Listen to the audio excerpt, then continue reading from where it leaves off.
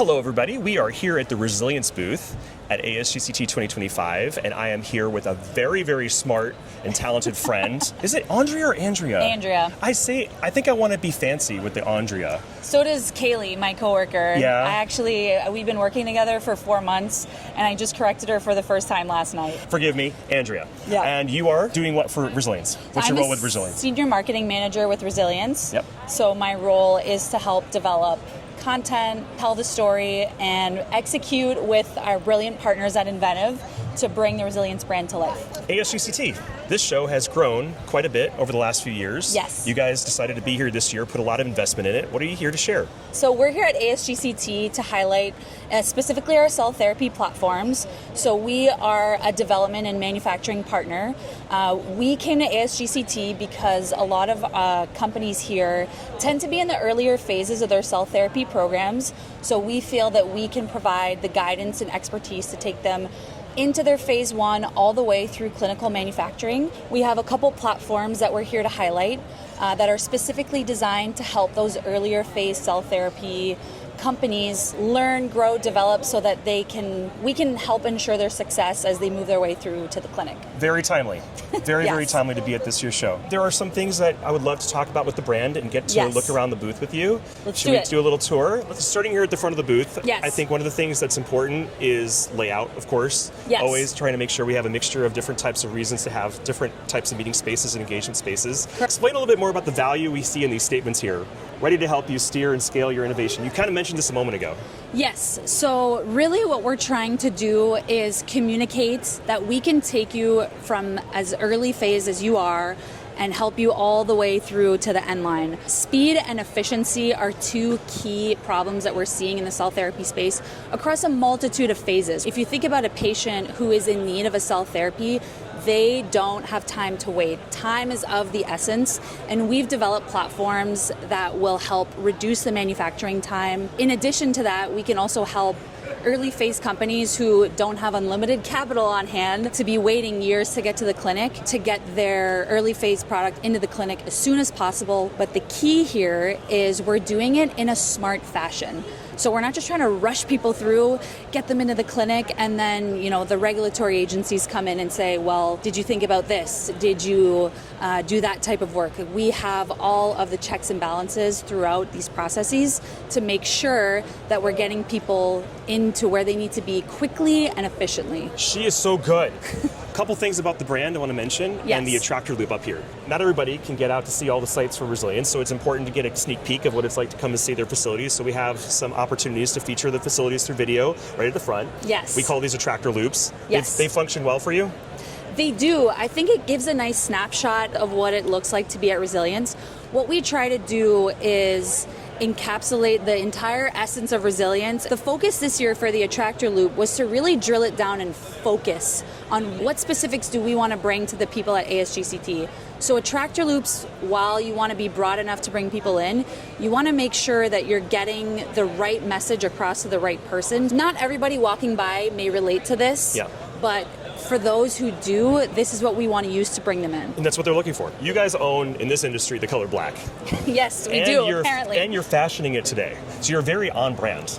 You're extremely on brand. She didn't know I was going to bring that up. That was actually very unintentional, but I know. appreciate No. this. It's all subliminal. She does it all intentionally. She's a master. I think that's really important to stand out. We have to find ways to come up with a brand that can really be that sparkly little flower that everybody can look across the room and say, I know exactly who that is. That's been, I don't know if this is a good way to pitch Inventive, but that's been one of, personally, my favorite parts about working with Inventive is, if you look across the space here, you see a lot of blues, you see a lot of whites, you see some greens. You don't see this. You don't see that here. What we're trying to convey and what we always have since the beginning is that we're here to do things differently. That was the entire essence of Resilience coming on to the stage. It might seem it's a black and white brand, but then they do the most hysterical things.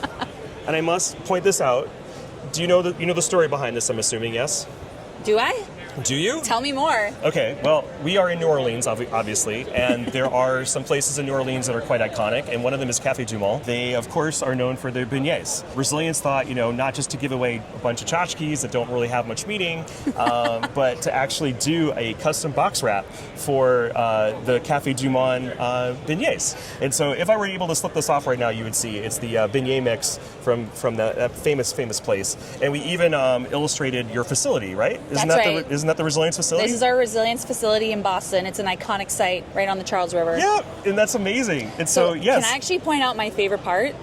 My favorite part of this box is the ingredients for success. And what does it say? So the ingredients for success: quality and rigor, velocity, confidence, collaboration, resilience. Yes, check the boxes. So these are actual, we call them phenotypes, and these are part of our kind of company ethos, our company culture. So I loved how Kaylee incorporated those into the brilliant idea. Absolutely. Yeah. Big shout out to Kaylee and all that work, and the design team for making it all happen. Amazing idea. Another thing that we try to do is, as Andrea was mentioning earlier, it's important to be very timely at these kinds of shows. Yes. And make sure that the messaging is going to resonate with this audience. We have 3 big platforms that are being featured here, and instead of just putting those big bold, like, hey, this is the name of the platform, we have to show its value. So the key that I've learned as I've gone from conference to conference, again, is the focus. What exactly are you trying to accomplish? We look around, we see big fancy promises around the room. We want to figure out how can we, what are the proof points to the message that we're trying to deliver? And these 3 were incredibly key to that. So what we wanted to do is attract somebody with what is exactly the benefit they're going to get out. For example, take assays from pixelated to HD. We love this saying because it evokes an image. And I mean, any scientist that's walking around can look at that and say, we're using old school technologies, we're using old methods. I'm going to get the same kind of granulated results that I'm used to.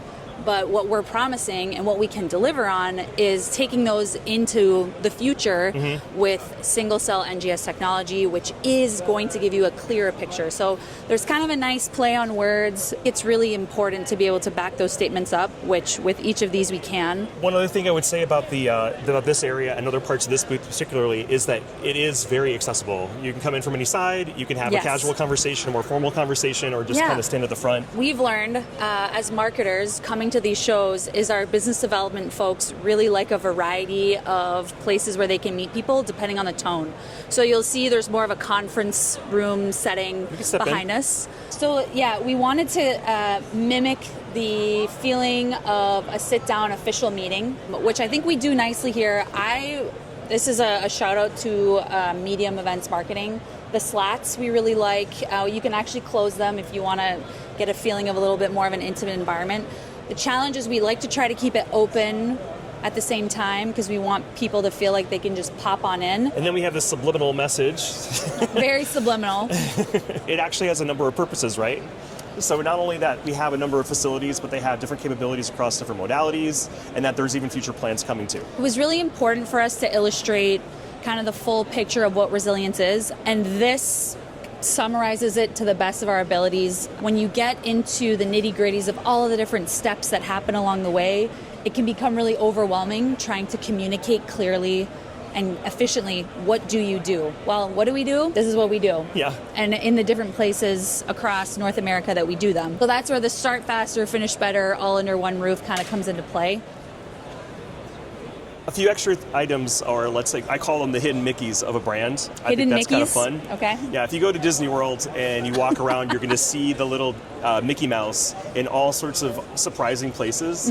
One of the subliminal messaging we were trying to convey with this art was taking an idea and pulling it into reality. So we started off with wireframes, and we had all these very molecular imagery that was very pixelated and very kind of rough. Yeah. And then they would morph into these very high resolution molecules to show that we're taking ideas and bringing them into market. We thought that'd be fun. And the other thing we try to do is with these pathways. There's a lot of modalities that you guys have worked with historically, and we wanted to show that there was some connectivity between everything that was working on at Resilience. And it's not just like one division does one thing very siloed, but that it all work together. So we create these subway maps, I think we called them last year, that they all kind of interconnect and tell a bigger, broader story about about all the necessary steps to get through the CDMO manufacturing process. Yeah. Correct, and sometimes they intersect, sometimes they go in opposite directions, or they're running in parallel, so we love the concept of the subway tiles. I think the big thing here is the message, of course. I think people have been huge fans. Yeah. You've been a fan of the messaging even before you even worked at Resilience, you told me the other day. Correct. And I think this is the most important thing to kind of end this interview with. This is the CDMO changing the game. The whole essence of Resilience was founded during the pandemic. I want to say that we've moved on from it. However, I think it's really important to bring us back to why did we start in the first place? Our founders saw a problem in the CDMO space that was acute at the time. We needed vaccines, and we needed them fast, and we needed them in the US today, or North America, and that's been our driving force from the beginning. Andrea, thank you so much for taking the time to take us on this tour and talking about all the things you guys are doing at this year's ASGCT. This has been wonderful. I hope you have a great show. Thank you. Thank you so much. Thank you so much. No problem. Thank you. Great partner here.